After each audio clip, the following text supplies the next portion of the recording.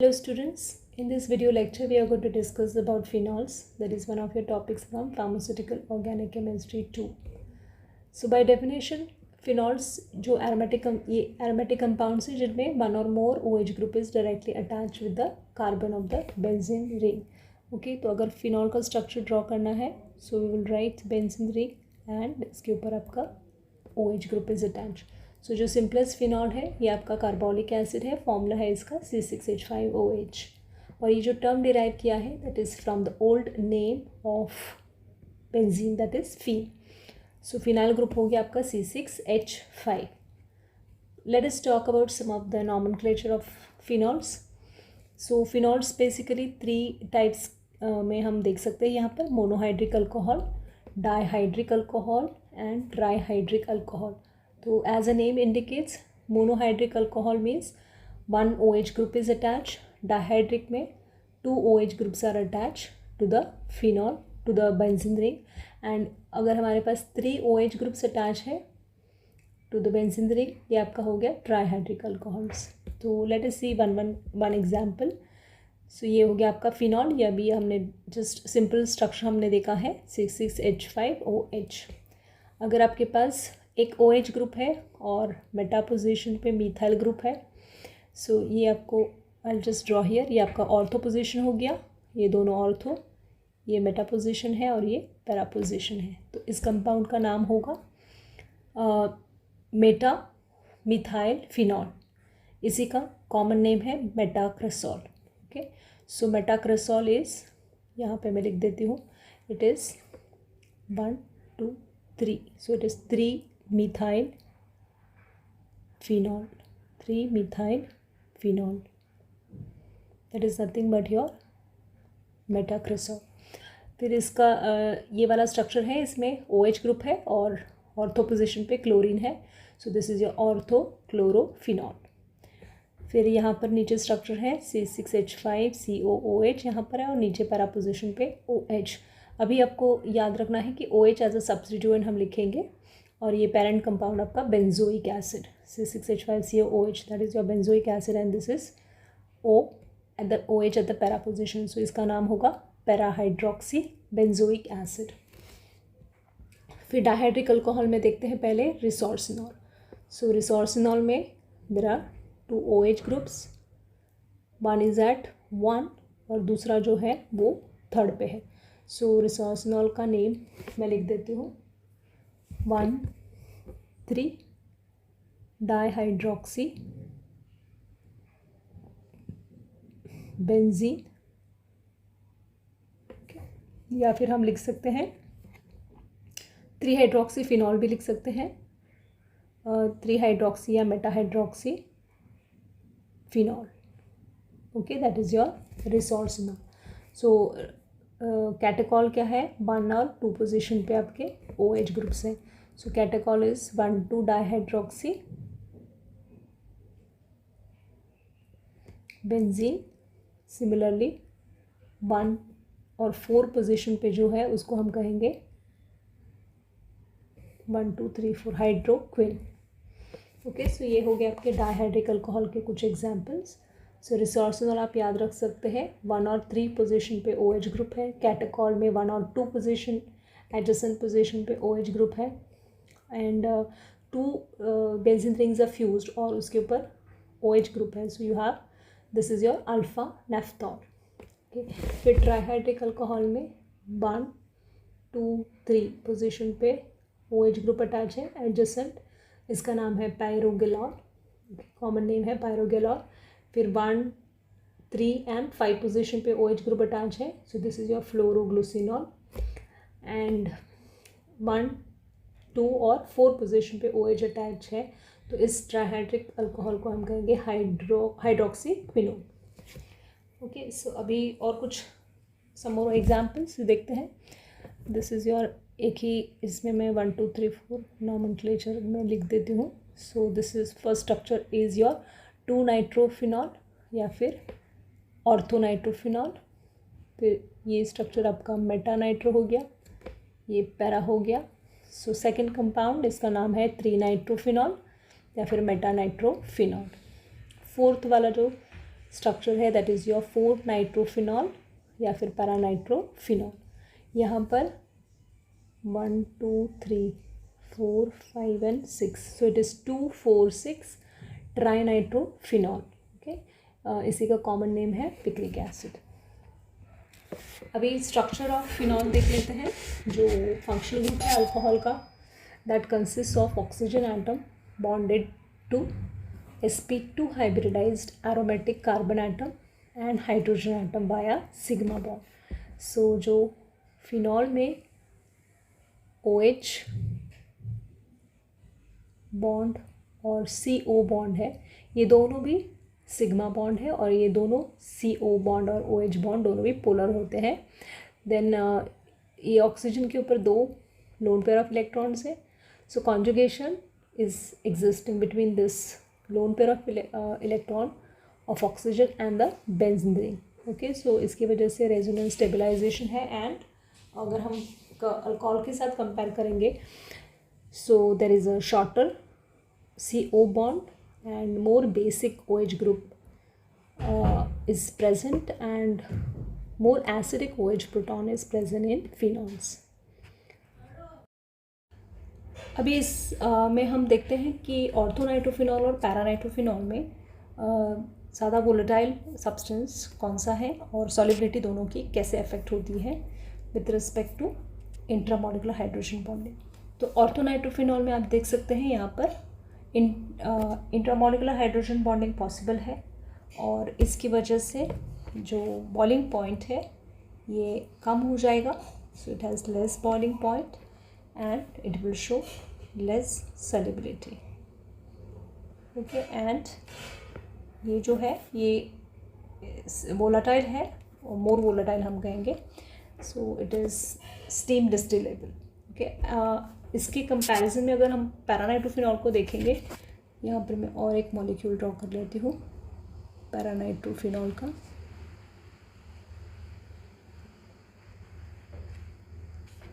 Okay, तो यहाँ पर इसमें इस तरह से हाइड्रोजन बॉन्डिंग होता है। So this is between O and H। So in paranitrophenol यहाँ पर इंटरमॉलिक्यूलर हाइड्रोजन बॉन्डिंग होता है, इंटरमॉलिक्यूलर हाइड्रोजन बॉन्डिंग। ओके, तो इसकी वजह से जो बॉइलिंग पॉइंट है वो हाई है इसका as compare to the ortho product, and this is having higher solubility. You can see यहाँ पर 0.2 gram is soluble in water in 100 ml of water, and यहाँ पर 1.69 grams is soluble in water. So this is we can say paranitrophenol जो है वो non volatile with steam distillation है। अभी हम इम्पॉर्टेंट कंसेप्ट देखते हैं एसिडिटी ऑफ फिनॉल। इसके पहले कुछ physical properties. Colourless phenol colourless होता है, क्रिस्टलाइन और पॉइजन सॉलिड है, इसका पर्टिकुलर फिनॉलिक ऑर्डर रहेगा। मेल्टिंग पॉइंट है इसका 41 और बॉइलिंग पॉइंट है 182 डिग्री सेल्सियस। ये वाटर में स्पैरिंगली सॉल्युबल है और रूम टेम्परेचर पे पिंक कलर का सोल्यूशन फॉर्म करेगा, और ये कम्प्लीटली सॉल्युबल होगा अबाउ 68.5 डिग्री सेल्सियस पे। It causes blisters on skin, और इसको डिसइंफेक्टेंट और वॉशरूम्स में यूज़ होता है।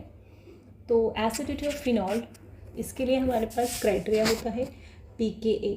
ओके, तो आपको एक एज अ रूल याद रखना है कि अगर Ka वैल्यू दिया है and if Ka is more, we can say उसका एसिडिक स्ट्रेंथ इज़ मोर, या फिर जितना pKa वैल्यू लेस होगा उतना वो स्ट्रॉन्गर एसिड होगा।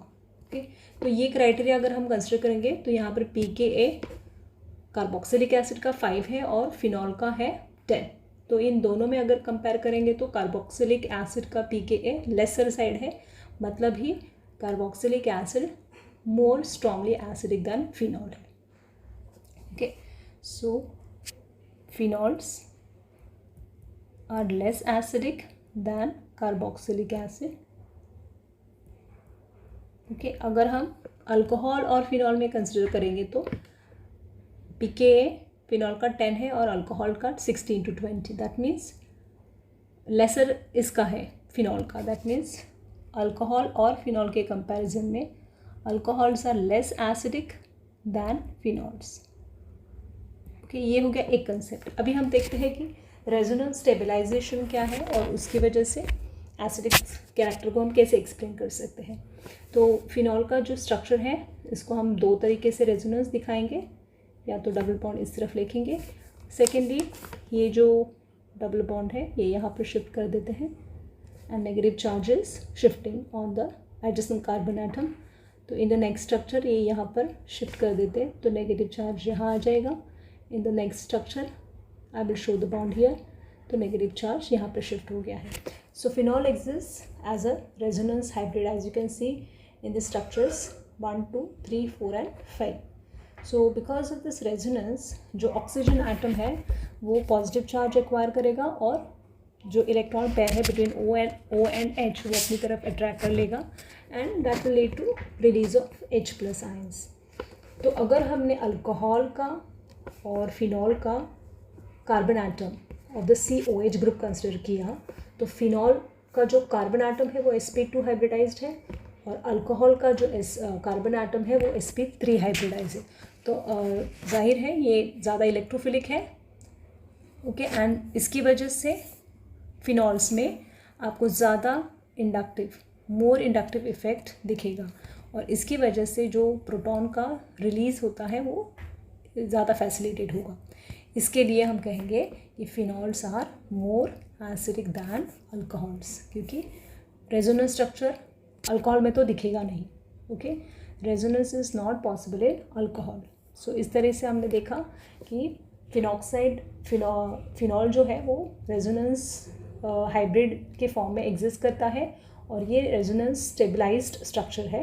सेकेंडली कार्बन एटम जो है फिनॉल का वो sp2 हाइब्रिडाइज होने की वजह से ज़्यादा इलेक्ट्रोफिलिक है और ज़्यादा इंडक्टिव इफेक्ट वो शो करेगा and hence proton release will be more facilitated.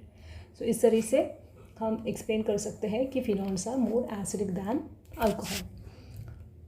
और अभी इसके साथ साथ हम एसिडिटी ऑफ फिनॉल्स और कार्बोक्सिलिक एसिड को कंपेयर कर लेते हैं। तो resonating structure of carboxylic acid हम इस तरह से ड्रॉ करेंगे, RC डबल बॉन्ड OH।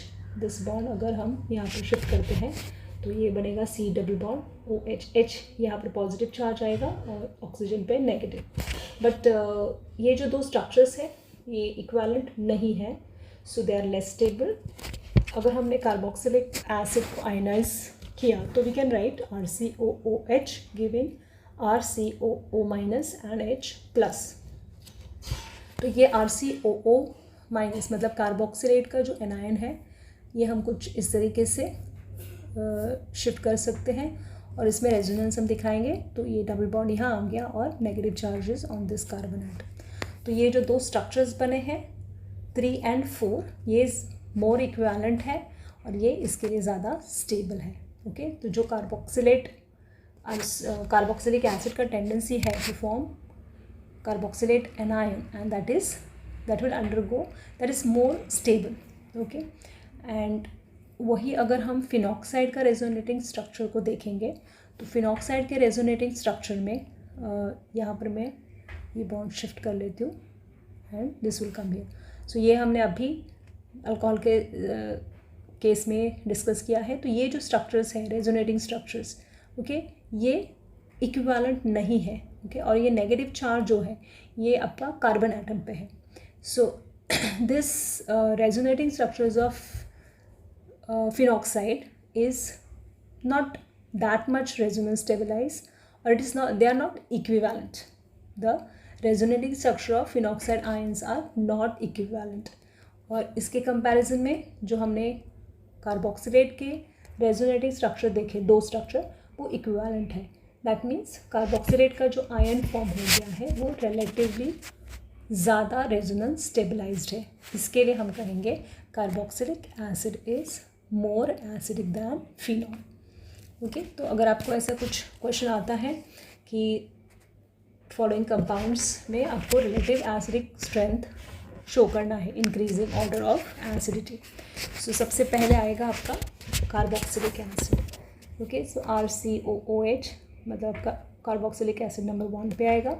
उसके बाद में कार्बोनिक एसिड, फिर आपका फिनॉल, उसके बाद में phenol is more acidic than water and सबसे कम एसिडिक कैरेक्टर शो करेगा आपका alcohol. Okay, so this is about acidic strength and of alcohols, phenols and carboxylic acid.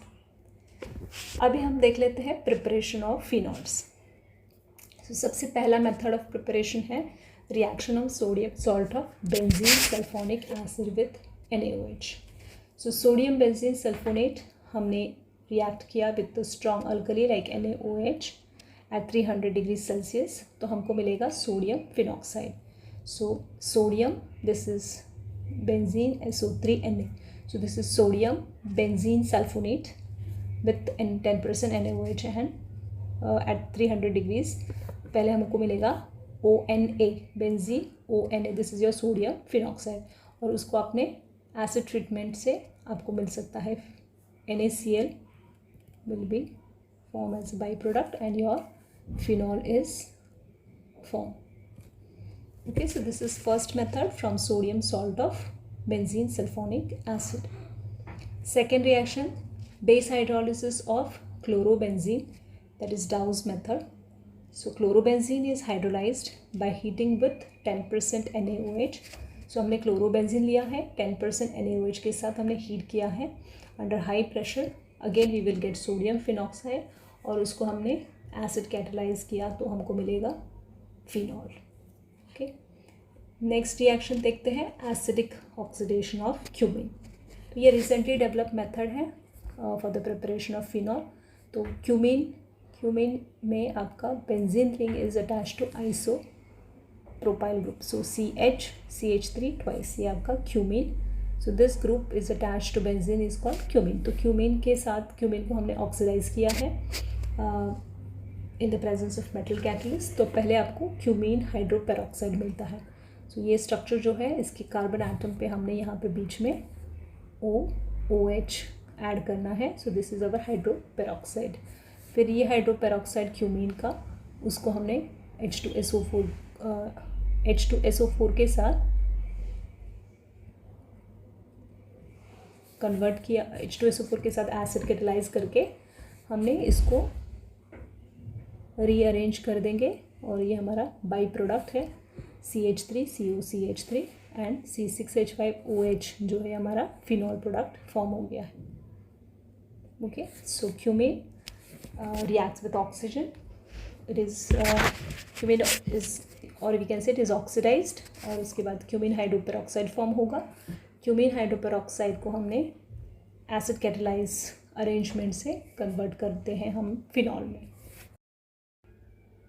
अभी नेक्स्ट मेथड ऑफ प्रिपरेशन हम देखते हैं, preparation of phenol from aryl diazonium salt. तो aryl diazonium salt क्या है, benzene ring attach to N2, N triple bond N positive charge. Okay, तो ये इसको प्रिपेयर करने के लिए हम पहले अराइल अमाइंस लेंगे और उसको HNO2 that is nitrous acid के साथ रिएक्ट करेंगे। तो ये नाइट्रस एसिड आपको डायरेक्टली नहीं बना सकते, we have to take NaNO2 and HCl। So we take aryl amines. So यहाँ पर हमने लिया है एनिलीन, और एनिलीन को हमने ट्रीट किया है विथ HNO2, और हमारा जो प्रोडक्ट बनेगा ये नाइट्रोजन और ये नाइट्रोजन दोनों यहाँ पर ऐड हो जाएंगे, N triple bond N plus. Okay, this is aryl diazonium. So why diazo, azo means nitrogen and diazo means 2 nitrogens. Okay, so it is N2 plus. ये अराइल डाइअजोनियम सॉल्ट फॉर्म हो गया, और इसको हमने H2SO4 के साथ treat करके heat करेंगे इसको, तो हमको मिलेगा phenol. So benzene N2 plus with H2SO4, so you are getting phenol. Okay, so aryl diazonium salt को प्रिपेयर करने के लिए आपके पास अराइल अमाइन है। अराइल अमाइन को आप ट्रीट करेंगे नाइट्रस एसिड के साथ, और आपको मिलेगा aryl diazonium salt. Aryl diazonium salt को हम ट्रीट करेंगे विथ H2SO4 एंड हीट करेंगे, सो वी गेट फिनॉल। फिर नेक्स्ट हम देखते हैं reactivity and reactions of phenols. जो फिनॉल्स है ये बहुत रिएक्टिव होते हैं टुवर्ड्स इलेक्ट्रोफिलिक एरोमेटिक सब्स्टिट्यूशन, और OH ग्रुप जो है ये स्ट्रांगली एक्टिवेटिंग है, और स्ट्रांगली एक्टिवेटिंग होने की वजह से जो इनकमिंग ग्रुप है वो ऑर्थो और पैरा पोजीशन पे डायरेक्ट करेगा। ओके, सो फिनॉल, ये फिनॉल है और अगर आपका इलेक्ट्रोफाइल ऐड हो रहा है तो हमेशा वो ऑर्थो पोजीशन और पैरा पोजीशन पे ऐड होगा because OH is strongly activating group. तो हम एक एक एग्जाम्पल देखेंगे।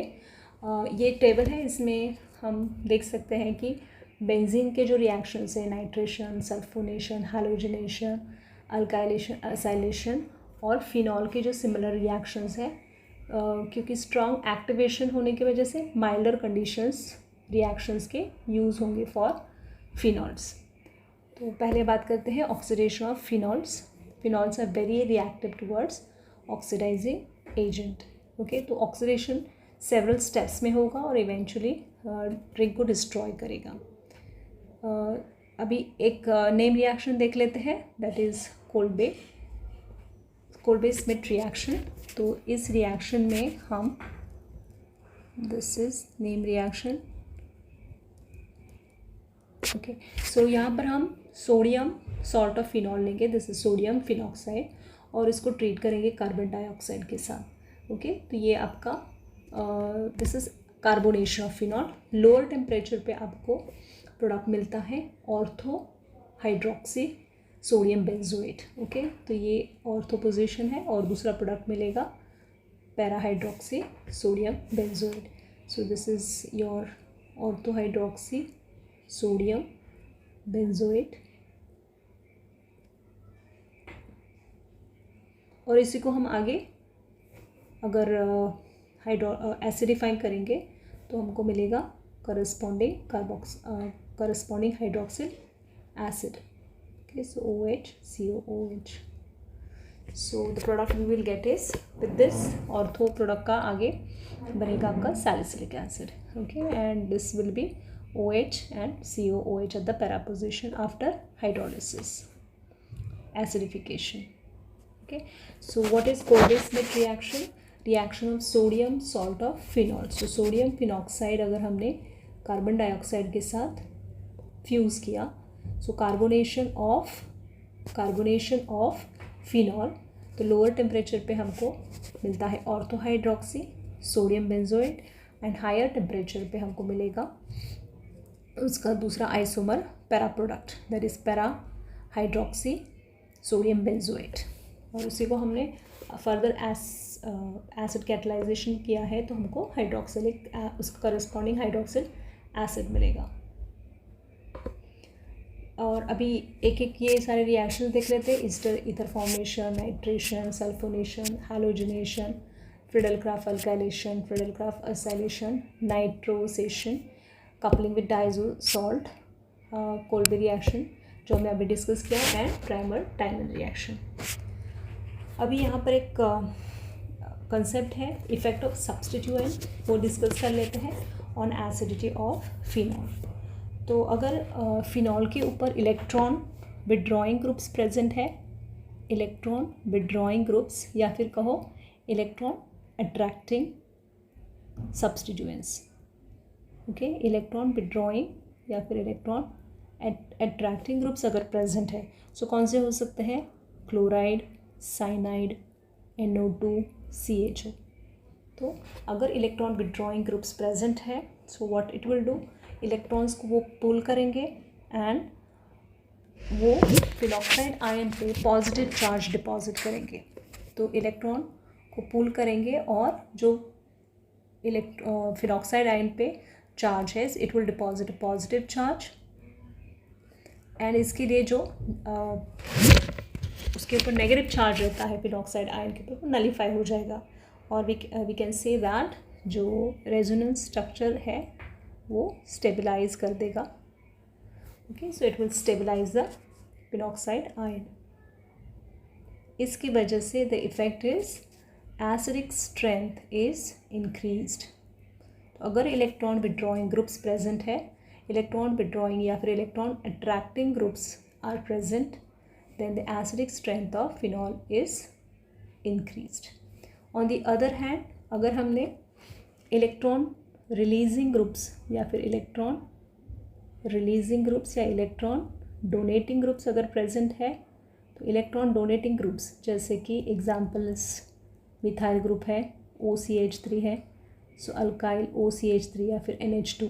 सो इस जैसे इलेक्ट्रॉन रिलीजिंग सब्सटीट्यूएंट्स या फिर इलेक्ट्रॉन डोनेटिंग ग्रुप्स अगर प्रेजेंट है तो वो क्या करेंगे, it will donate electrons are donated और it will deposit negative charge on the phenoxide ion. तो जो नेगेटिव चार्ज है ऑलरेडी वो इंटेंसिफाई हो जाएगा, या फिर हम ये कह सकते हैं कि वो डीस्टेबलाइज करेगा, फिनॉक्साइड आयन को डीस्टेबलाइज करेगा। इसके लिए जो एसिडिक कैरेक्टर है वो डिक्रीज हो जाएगा। So as a rule of thumb we can say electron withdrawing group acidic character को इंक्रीज करेगा, और अगर इलेक्ट्रॉन रिलीजिंग ग्रुप प्रेजेंट है तो वो एसिडिक स्ट्रेंथ को डिक्रीज करेगा। तो अगर हम तो इस टाइप का कुछ क्वेश्चन है कि number the following acid in the decreasing order of acidic strength. Okay, तो अभी हमने डिस्कस किया है इलेक्ट्रॉन विदड्रॉइंग ग्रुप प्रेजेंट है, तो ये इलेक्ट्रॉन विदड्रॉइंग है, ये भी इलेक्ट्रॉन विदड्रॉइंग है। और अगर हम दोनों में कंपेयर करेंगे तो नाइट्रो का electron withdrawing group is more as compare to the halogen. So सबसे ज़्यादा एसिडिक स्ट्रेंथ शो करेगा आपका पैरानाइट्रोफिनॉल। इसके बाद में पैराब्रोमोफिनॉल्स एसिडिक कैरेक्टर शो करेगा, और उसके बाद फिनॉल का इन बिटवीन एसिडिक स्ट्रेंथ रहेगा। एंड जैसे कि हमने देखा methyl group is electron releasing, electron donating group है, इसके लिए इसका एसिडिक स्ट्रेंथ आएगा नंबर 4 पे। एंड लास्टली आपका cyclohexanol. Okay, so this is about the effect of substituent on the acid strength of phenol. Next हम बात करते हैं ईस्टर फॉर्मेशन। तो ईस्टर फॉर्मेशन के लिए हम एग्जाम्पल देख लेते हैं। वी हैव तो हम जैसे कि नॉर्मली अल्कोहल और COOH के बीच में आपका ईस्टर फॉर्मेशन होता है। तो यहाँ पर अगर हमने ये एग्जाम्पल है orthocresol that is your two methyl phenol. Okay, तो अगर हमने फिनॉल को ट्रीट कर लिया with acid, this is your propionic acid, तो यहाँ पर आपका जो CH3 CH2 COO ग्रुप है ये आपका अटैच हो जाएगा on this oxygen. Okay, so oxygen पे आपको कैसे ऐड करना है, CO CH2 CH3, ये आपका ईस्टर फॉर्मेशन हो गया। ओके, सो हमने ये स्ट्रक्चर जैसा था वैसे लिखा है, बेंजीन CH3 यहाँ पर O and then C double bond O CH2 CH3. So this is our ester formation. फिर यहाँ पर हम सिमिलर एक एग्जाम्पल देख लेते हैं कि हाउ एस्प्रीन इज सिंथेसाइज्ड। तो जो सैलिसिलिक एसिड होता है, salicylic acid is your OH and COOH in the adjacent position. Salicylic acid अगर हम एसिडिक एनहाइड्राइड के साथ रिएक्ट करते हैं, CH3 C double bond O CH3 C double bond O। सो ये जो CH3 C double bond O group है ये आपका यहाँ पर अटैच हो जाएगा। Okay, and CH3 COOH with this that will be a side product. Okay, so ये O के ऊपर हमने O CO CH3, this is O CO CH3। Okay, ये हमारा प्रोडक्ट बन गया aspirin. Okay, so salicylic acid we are treating with acetic anhydride, and similarly जैसे कि ईस्टर फॉर्मेशन हो रहा है, we have this acetyl salicylic acid. Okay, that is our aspirin. Now aspirin, the use of this compound is it is one of the drug from NSAID, that is non-steroidal anti-inflammatory drugs, and this is useful as analgesic, उसकी anti-inflammatory और antipyretic and anticoagulant properties है। Then the one more compound is shown here, OH NHCO CH3. This is aspirin substitute, that is Tylenol. Next reaction हम देखेंगे ether formation, that is Williamson's ether synthesis. यहाँ पर हम sodium phenoxide react करेंगे with alkyl halide and we will get alkyl aryl ether. So this is primarily synthesis of ether reaction. So because phenols are more acidic than water, it is possible to generate a phenoxide ion in C2 using NaOH. So आपका phenol जो है उसके साथ हम treat करेंगे alkyl halide and in presence of NaOH we will get ether. Okay, now this thing you have to keep in mind that Rx must be primary or it can be methyl halide. So in Williamson synthesis, aryl halide cannot be used because of the low reactivity towards nucleophilic substitution reaction. तो पहला example देख लेते हैं. This is paracrisolol और it is 1 2 3 4 that is 4 methyl phenol. तो इसको हम 4 methyl phenol इसको अगर हम इथाइल ब्रोमाइड के साथ ट्रीट करेंगे, ethyl bromide in presence of NaOH. Okay, so यहाँ पर ये CH2CH3 ग्रुप ऐड हो जाएगा to oxygen. Okay, and this H will be removed with this Br. Okay, so we will get this way we have benzene CH3 this side, OCH2 CH3. So this is our ethyl paratoluene ether. और एक example simple देख लेते हैं of phenol. So phenol हमने react किया है with ethyl bromide in presence of NaOH. Okay, so what product we will get? CH2 CH3 will be attached with this oxygen, so O CH2 CH3. So simple product we will get ethyl phenyl ether. So Williamson synthesis is a synthesis in which we will get ether. So phenol को हमने treat करना है with alkyl halide in presence of NaOH and we get ether. Next reaction is electrophilic aromatic substitution reaction. Because OH group powerful activating group है, जो incoming group होगा वो ortho para position में वो उसको डायरेक्ट करेगा. ओके, सो अगर हमने फिनॉल को डाइल्यूट HNO3 के साथ ट्रीट किया तो हमको प्रोडक्ट मिलेगा mixture of ortho and para product, that is ortho nitrophenol plus paranitrophenol. Okay, product of ortho and paranitrophenol. अगर हम कॉन्सेंट्रेटेड HNO3 यूज़ करते हैं तो हमको मिलेगा पॉली नाइट्रेशन से 2,4,6 ट्राई नाइट्रोफिनॉल. ओके, बिकॉज ये स्ट्रॉन्ग एक्टिवेटिंग है तो पॉलीनाइट्रेशन रिएक्शन से हमको 2,4,6 ट्राई नाइट्रोफिनॉल ये प्रोडक्ट भी मिलेगा. Then we have halogenation. तो अगर हमने ब्रोमीन के साथ फिनॉल को रिएक्ट करेंगे हम bromine and carbon tetrachloride, that is a non polar solvent. So we will get orthobromophenol and mixture of parabromophenol. Okay, so अगर हम फिनॉल को ट्रीट करते हैं bromine in aqueous solvent polar solvent, we will get product that is 2,4,6 tribromophenols. That is polyhalogenation. Next we will see sulfonation reaction. So we are treating phenol with H2SO4. At lower temperature we get ortho product, that is ortho hydroxy benzene sulfonic acid, and at higher temperature we will get parahydroxy benzene sulfonic acid.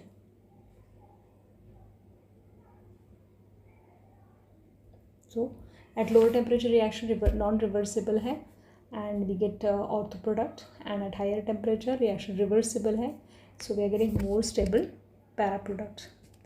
Then we will see what is Friedel-Crafts alkylation. So in the Friedel-Crafts alkylation, phenol will react with the alkyl halide in presence of AlCl3, that is a catalyst, and we will get alkyl group. Okay, तो यहाँ पर जो आपका alkyl group है वो para position पे add हो जाएगा यहाँ पर.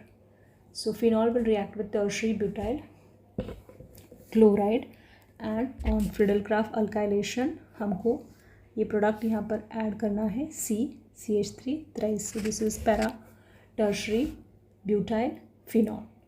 So this is para tertiary butyl phenol we are getting on Friedel-Crafts alkylation. This is one more simple example जहाँ पर हम लेंगे फिनॉल को हम ऐड करेंगे फिनॉल के साथ CH3Cl, that is methyl chloride in presence of anhydrous AlCl3. तो हमको अल्काइल सब्सटीट्यूटेड फिनॉल मिलेगा. और एक ऑर्थो प्रोडक्ट है, दूसरा पैरा प्रोडक्ट है, और जो मेजर प्रोडक्ट है वो आपका पैराक्रेसॉल रहेगा. Okay, so when you have Friedel-Crafts alkylation of phenol अगर हम देखेंगे with simple methyl chloride in presence of AlCl3, आपको मिलेगा 4 methyl phenol plus 4 methyl phenol, मतलब ही आपका paracresol, and this is your 2 methyl phenol, that is orthocresol.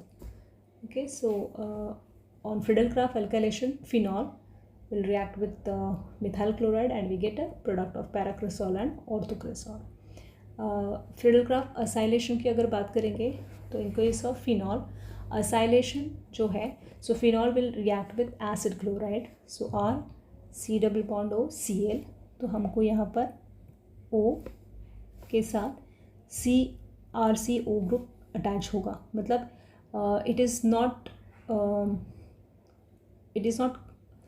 Forming the bond at C acylation नहीं form होगा, ये आपको याद रखना है. It will be O acylation.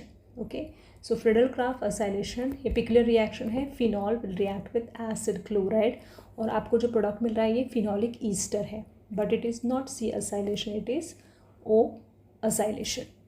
So अगर हम एक एग्जाम्पल देख लेते हैं. सो phenol we will react with CH3COCl, that is acetyl chloride.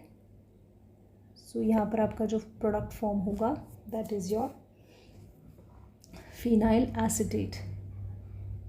Okay, so it is OCOCH3. Okay, so this way ये Friedel-Crafts असाइलेशन है जहाँ पर आप फिनॉल को ट्रीट करेंगे with acetyl chloride and we are getting phenolic ester and that is your phenyl acetate. ये आपका Friedel-Crafts acylation. So what you have to remember, C acylation नहीं होता है. जो असाइलेशन हो रहा है it is taking place at oxygen. Okay, so it is O acylation and not at the carbon of the ring. C acylation is not taking place. What product we are getting is phenolic ester. Next हम बात करेंगे Fries rearrangement. So Fries rearrangement involves phenolic ester. Phenolic ester का conversion होता है into aryl hydroxyketones. Okay, phenolic esters, there is a rearrangement into aryl hydroxyketones में. Okay, तो एक simple example देख लेते हैं. Phenyl acetate. Okay, so phenyl acetate is C6H5OCOCH3. तो यहाँ पर हम उसको ब्रेक कर देंगे in presence of AlCl3 and aqueous HCl. ये जो ग्रुप है CH3C डबल बॉन्ड O, ये ऑर्थो पे शिफ्ट हो जाएगा एंड पैरा पोजिशन पे. So we will write here COCH3 and COCH3. This is orthohydroxy phenyl acetate and this is parahydroxy phenyl acetate. So in the Fries rearrangement, this is a reaction which involves phenolic ester is rearranging into aryl hydroxy ketone in presence of catalyst AlCl3. इसके बाद में nitrosation reaction. So phenol is reacting with HNO2 and you're getting phenol and para position पे NO group add हो जाएगा. So this is para nitrosophenol. Okay, अगर हम orthocresol ले रहे हैं तो orthocresol reacting with NaNO2 and HCl and NO group add हो जाएगा पैरा पोजिशन में. So this is, so when you are taking orthocresol with HNO2, nitrosation में 4 नाइट्रोसो, ये प्रोडक्ट है आपका 4 nitroso 2 methyl phenol, para nitroso 4 nitroso 2 methyl phenol. Okay, this is nitrosation reaction. Next है coupling with the diazonium salt. तो यहाँ पर हम phenol को ट्रीट करेंगे विद बेंजीन डाइजोनियम क्लोराइड और आपको मिलेगा एक addition product that is your azo dye. तो यहाँ पर जो N2 ये पूरा प्रोडक्ट है N2 benzene. Okay, so that will be added to the para position of this phenol ring. So ये आपका ऑर्थोक्रेसॉल है, उसके पैरा पोजिशन पे मतलब यहाँ पर N2 N double bond N and then benzene ring, यहाँ पर एडिशन प्रोडक्ट आपको मिलेगा that is your azo dye formation हो रहा है. Then next is Kolbe reaction. This we have already discussed. Sodium phenoxide is reacting with carbon dioxide, that is carbonation of phenol is taking place, and at higher temperature you will get, at lower temperature you get ortho hydroxy sodium benzoate, and that will hydrolyze into corresponding acid. Okay, so Kolbe reaction, sodium phenoxide के साथ हम carbon dioxide fuse करेंगे and subsequent hydrolysis के बाद हमको मिलेगा product which is salicylic acid. Okay, salicylic acid के structure में OH और एडजेसेंट पोजीशन पे यू हैव COOH, ये हमने ऑलरेडी डिस्कस किया है. And then we have Reimer Tiemann reaction. So इसमें हम फिनॉल के साथ रिएक्ट करेंगे chloroform and aqueous NaOH at 70 degrees Celsius, and subsequent acidification will give us salicylaldehyde. Okay, so OH, adjacent to this you have the CHO group, that is your salicylaldehyde. और salicylaldehyde को हम easily oxidise कर सकते हैं to salicylic acid. अभी हम कुछ qualitative reactions देखेंगे with of phenols. So first देखते हैं phenol reacts with ferric chloride. So it will give you ferric purple color due to the formation of the complex. Phenol and FeCl3 will give Fe, phenol का ion and 3. Okay, so this is phenol reacting with ferric chloride और आपको purple color complex मिलता है. Next reaction with zinc dust. Phenol जब भी हम distil करेंगे zinc dust के साथ तो आपको मिलेगा प्रोडक्ट बेंजीन. गैटरमैन रिएक्शन में यहाँ पर हम फिनॉल को रिएक्ट करेंगे with hydrogen cyanide and hydrogen chloride. Okay, so जो प्रोडक्ट मिलेगा आपको वो इंटरमीडिएट प्रोडक्ट है, उसको हम इन प्रेजेंस ऑफ AlCl3 ट्रीट करेंगे. तो इंटरमीडिएट प्रोडक्ट आपको मिलेगा two imino methyl phenol and subsequent अगर हम हाइड्रोलिसिस करेंगे तो हमको मिलेगा two hydroxy benzaldehyde, that is salicylaldehyde. So in the Gattermann reaction, this again a name reaction in which we are treating phenol with HCN and HCl. In presence of AlCl3 you are getting 2-iminomethyl which on hydrolysis will give 2-hydroxybenzaldehyde. Next reaction है phenol reacts with phthalic anhydride. तो phthalic anhydride का structure हम this is our benzene attached to C double bond O, C double bond O, that is 5-membered ring attached with the benzene, that is our phthalic anhydride reacts with phenol and in presence of sulfuric acid और आपको जो मिलता है compound that is your phenol phthalic. तो यहाँ पर आपको simple ऐसे 2 फिनॉल ग्रुप्स ऐड करने हैं. This is our 1 phenol and this is other phenol, you will add it here. So इस तरह से आपका प्रोडक्ट फॉर्म हो जाएगा that is phenol phthalic. Then we have phenol reacting with formaldehyde and we will get benzyl alcohol. Benzyl alcohol which is ortho and para-hydroxy benzyl alcohol मिलेगा. So this is our ortho-hydroxy benzyl alcohol. What is benzyl alcohol? C6H5 CH2OH is your benzyl alcohol. तो इसके इसमें हम लिखेंगे पैराहाइड्रोक्सी, दोनों भी हमको मिल रहे हैं, parahydroxy benzyl alcohol and orthohydroxy benzyl alcohol. So we are treating phenol with formaldehyde in presence of NaOH. We get ortho and parahydroxy benzyl alcohol. फिर phenol undergoes oxidation in presence of chromic acid और air, और आपको product मिलेगा parabenzoquinone. Okay, so this way we will write the structure. 2 double bonds यहाँ पर and double bond O, that is parabenzoquinone. And phenol is passed over nickel catalyst to form cyclohexanol. So phenol is undergoing catalytic hydrogenation with nickel, and at temperature 160 degrees Celsius we get cyclohexanol.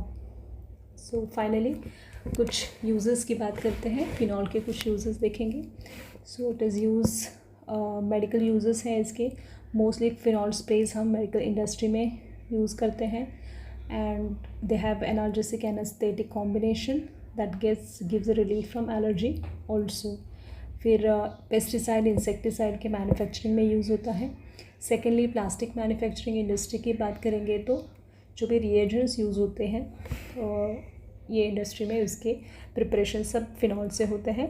Paint industry में phenol is use to produce epoxy resin for paint coatings and mouldings.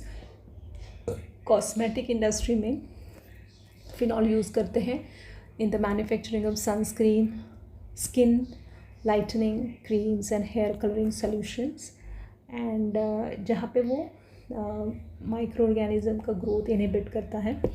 And extraction industry में भी phenol use होता है in the study and extraction of biomolecules. Then we will see uses of cresol. Cresol जो है वो बाकी सारे compounds जैसे कि plastics, pesticides, pharmaceuticals and dyes के लिए सिंथेटिक इंटरमीडिएट्स के तरीके पे यूज़ होते हैं. सो या कहेंगे ये प्रीकर्सर है for many of the compounds. Say for example derivatives of paracresol में आएंगे आपके bupranolol which is a non selective beta blocker which is anti hypertensive. फिर BHT that is butylated hydroxytoluene, इसको सिंथेसिस में भी पैराक्रेसॉल का use होता है which is a common antioxidant.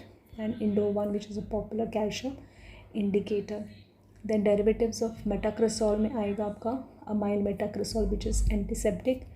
Then we have bevantolol and we have bromocresol green. Then chlorometacresol जो कि household disinfectant है, एंड टोलीमिडोन. सो ये सारे डेरिवेटिव्स के प्रिपरेशन का ये क्रेसॉल is a precursor. Then we have resorcinol. Externally हम use करते हैं as antiseptic and disinfectant, and for various skin conditions like eczema and psoriasis ये use होता है. 2% solution as a spray अगर हम use करते हैं तो उसका hay fever and whooping का फिर marked effect मिलेगा. Then it is used as anti-dandruff agent in shampoo, sunscreen, cosmetics. And it has also been employed in the treatment of gastric ulcer in the dosage of 150 to 250 milligram in pills. It is said to have analgesic and hemostatic action in large dosage, but it is poison. And इसकी conditions जो cause करेगा वो है sweating, salivation, deafness and convulsions. So lastly we will talk about nephthol. Naphthol जो है ये भी बहुत सारे कंपाउंड्स इंसेक्टिसाइड्स का प्रीकर्सर है जैसे कि carbaryl is insecticide. And secondly nadolol is pharmaceutical, it's a pharmaceutical product which for the synthesis we are using alpha 1 nephthol. And secondly alpha naphthol undergoes आजो कपलिंग और आपको बहुत सारे अजोडाइज मिलते हैं.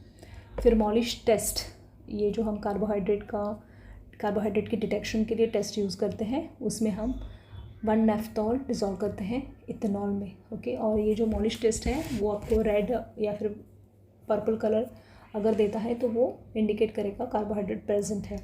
फिर साकागुची टेस्ट जो है वो प्रोटीन्स में आर्जिनिन के प्रेजेंस के लिए टेस्ट होता है. सो उसमें हम 1 नेफ्थॉल को ट्रीट करते हैं विद सोडियम हाइपोब्रोमाइड.